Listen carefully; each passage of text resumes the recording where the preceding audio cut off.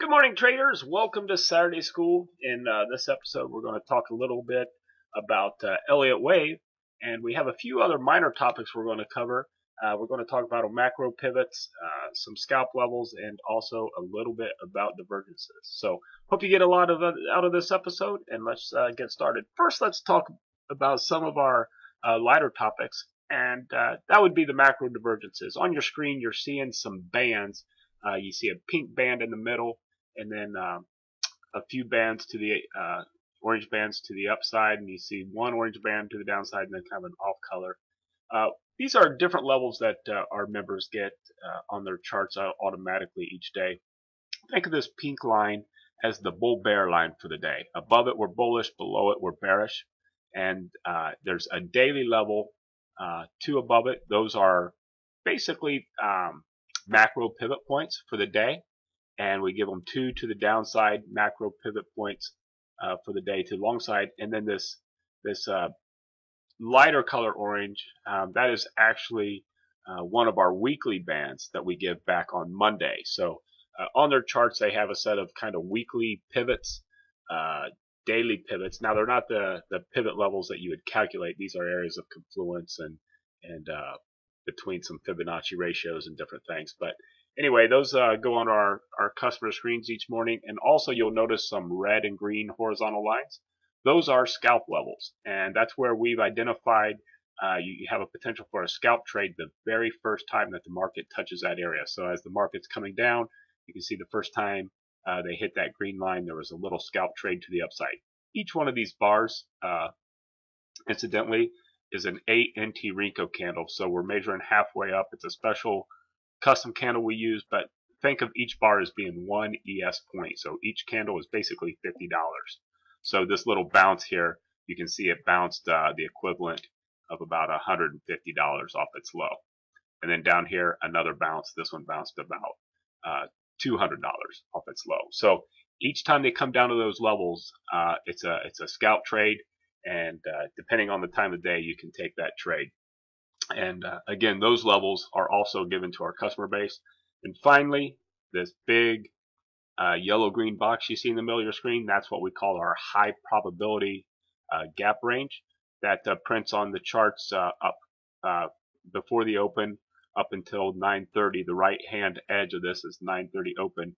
You can see on today we didn't open up in that box, but typically if the market opens in that box, we have about a 94% chance we're going to fill our half gap based off the previous day's 4 o'clock close, and about an 89.7% chance we're going to fill the full gap based off the previous day's close. So when we open inside this range, we obviously are very directionally oriented, and we're wanting to fill our gap. Today was not one of those days. The gap still filled, but it's not a day that it's an automatic.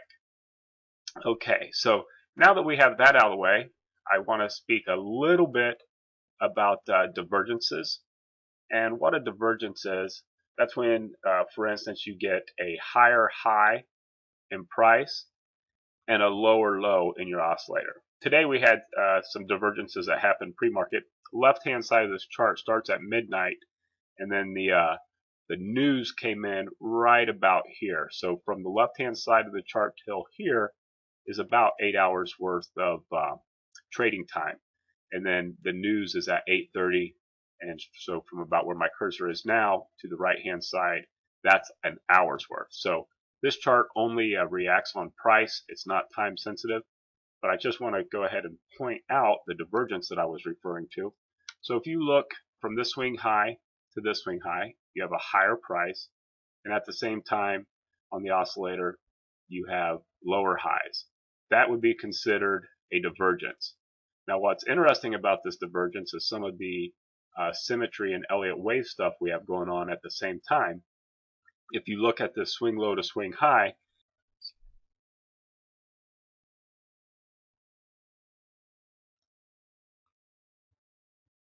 sorry about this with the recording, it's not allowing me to use my hotkey, so I have to, it's a Fibonacci extension, just looking at symmetry. You can see it's a perfect 100% symmetry move up to 1928.50. So you have a perfect symmetry at the same time you're having a divergence. And one little last piece of information. You also have, let me see if I can draw this. You also have this high volume spike. So you have ABC symmetry move, you have a divergence, and you have a high volume candle. So that was a good indication that that was a turning point prior to the news announcement. So that was a good look at what symmetry looks like, what a divergence looks like on high volume, and it was near one of our key resistance points for the day. So the market rolled over prior to the news announcement, and then let's just start picking up a little bit of this Elliott wave analysis here. I'll go ahead and erase this as to not confuse you, but we're going to basically step forward off of this swing point moving down. So I'm going to go to my drawing tools again, get a fib extension, and off the swing high, I measure the very first swing. That would be this, and pull back. So what I look for in a very generic sense from an Elliott wave standpoint is I look at the very first wave off of a key reversal. And because of the volume and divergence, everything we talked about, this is what I am looking at as first wave.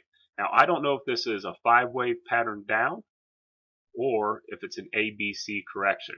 I assume ABC correction, and as soon as we break through our symmetry level, I'm looking for 5 waves. And the 5 I'm looking for is the 161 level. So in this instance, we went A, B, C. Due to Elliott wave, we know once we break the 100% that C actually becomes 3, and we're looking for a target. Now in this instance, you are going from 1650 down to 1912. It went right down there, and this was in the midst of that news announcement yesterday. They hit their target and they bounced. Now the bounce is wave 4, and then the continuation is wave 5. So this ends up being a 5-wave pattern down, and off that very first swing point, we get some what I call danger levels down here, 261, 361, 461, where the market will tend to bounce along the way of that very first initial wave. And as soon as we broke through, we knew that this was more than just a lower time frame 5-wave pattern. It was actually something much bigger.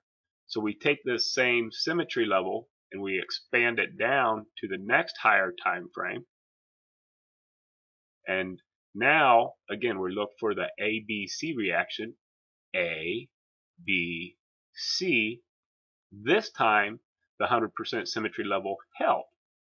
And it's pretty interesting here, going back to our conversations on divergences. Now, this was again a 3-wave move to the downside, coming off that very first small wave. We had very predictable levels where we would turn, and now that we're at the larger time frame, we get another divergence. And this is pretty cool. So if you look at this low here to here,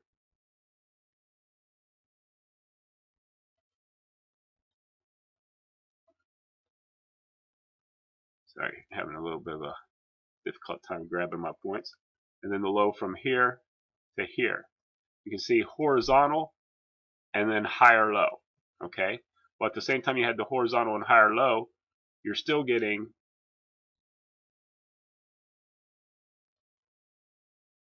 higher low on this first part. So there was a divergence here, and then this is even a divergence because it's at a different slope. But this one's not as important. However, I do want to point out again the volume that was happening at these areas.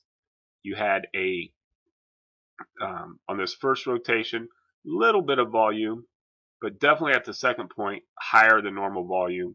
And again, at the third point, even though it wasn't as key on our divergence level, a higher than normal volume. Okay, so this was a good indication, the divergence, off of our key symmetry level, that the market was going to turn.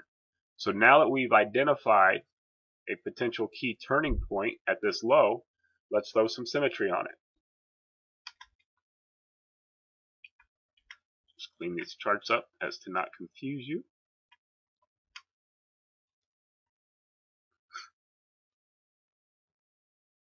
Oops, sorry about that. Picked the wrong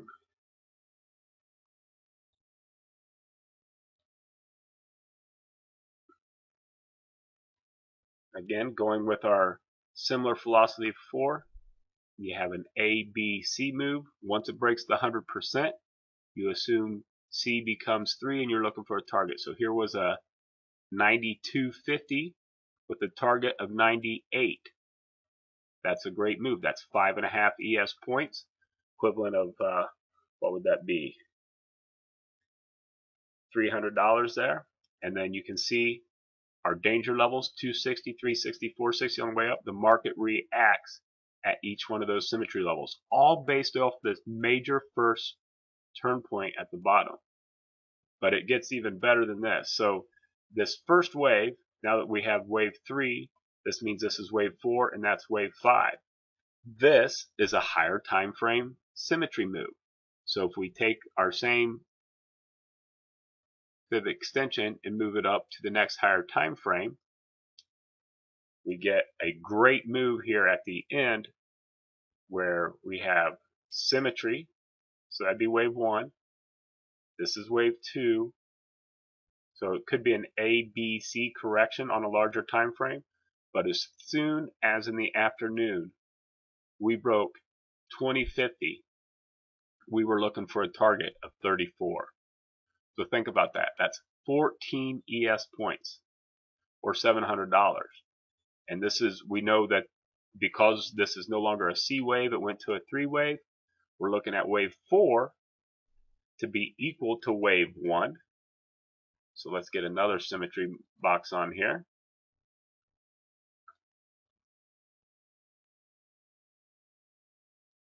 So if wave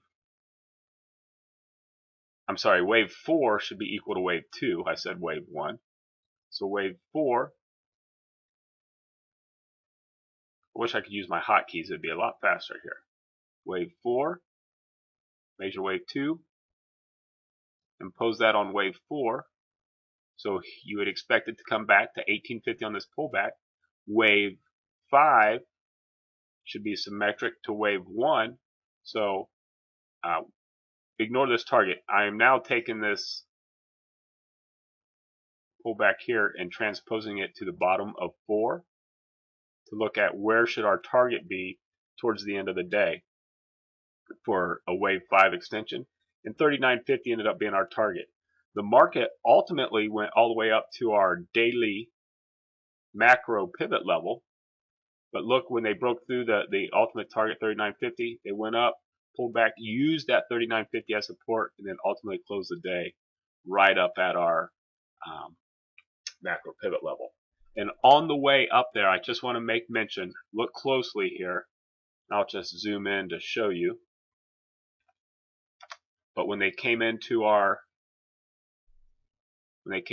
sell level for the first time of the day up at 38.25, you can see they actually did sell off, and they sold off all the way down to about 34.50. See the wick of that candle before then ultimately climbing through, hit the target, another sell off, and then pushed on up. So anyway, that's some real basic Elliott wave, some real basic wave count, and some basic use of the divergences. If you'd like to get some more information on how we apply this, come over to Newbie, Newbie-Trader.com, Newbie-Trader.com. Thanks for watching, and see you in our next Saturday school.